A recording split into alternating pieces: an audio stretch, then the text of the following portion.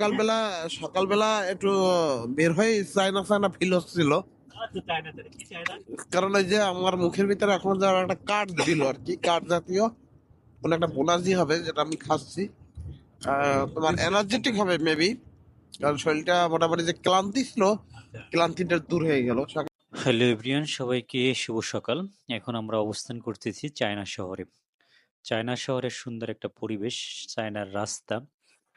You can not imagine যে এখানে রাস্তাগুলো কত সুন্দর, এবং এইখানের যে গাড়ির স্পিডটা সেটা যদি আমরা একটু দেখাই, যে 200 150 থেকে শুরু করে 200-র ভিতরে কিলোমিটার পার আওয়ার গাড়ি চলে, কিন্তু কোনোভাবেই বোঝা যাচ্ছে না যে গাড়িটা কোনো ভাইব্রেশন, কোনো কম্পন কিছুই নেই। তো চলেন আজকের আমাদের চায়না ভ্রমণের কিছু স্মৃতি আপনাদের সাথে শেয়ার করব।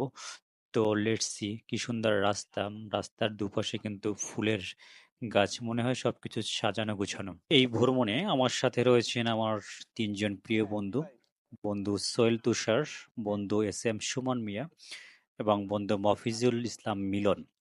তো সবার কাছ থেকেই কথা শুনবো চায়না ভ্রমণের অভিজ্ঞতা এবং চায়না ভ্রমণ কেমন লাগতেছে। তো বিশেষ করে এখানে যে নিয়মিত ভ্রমণ করে বন্ধু সোহেল তুষার আমাদের গাইড করছে এবং চায়নার বিভিন্ন জায়গায় ঘুরিয়ে দেখাচ্ছে এবং বিবরণ দিচ্ছে। তো সোহেল তুষারের কাছ থেকে আমরা চায়না শহর সম্পর্কে জানতে চাচ্ছি।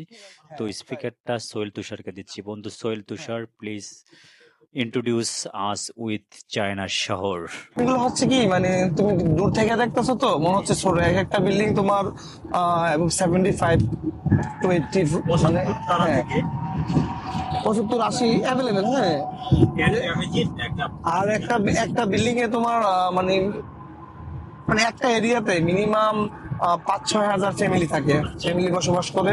সেখানে তাদের মানে স্কুল, তারপরে তোমার হচ্ছে ধরো খেলার যে মাঠগুলো, প্লেগ্রাউন্ড, হ্যাঁ, এগুলো সব একসাথে। আর আরেকটা মজার মানে সবচেয়ে বড় বিষয় হচ্ছে কি, শিক্ষণীয় বিষয় জানার বিষয় হচ্ছে সারা বিশ্বের ভিতরে সবচেয়ে বেশি মানে মানুষ বসবাস করে মানে এই গুয়াংজু শহরে।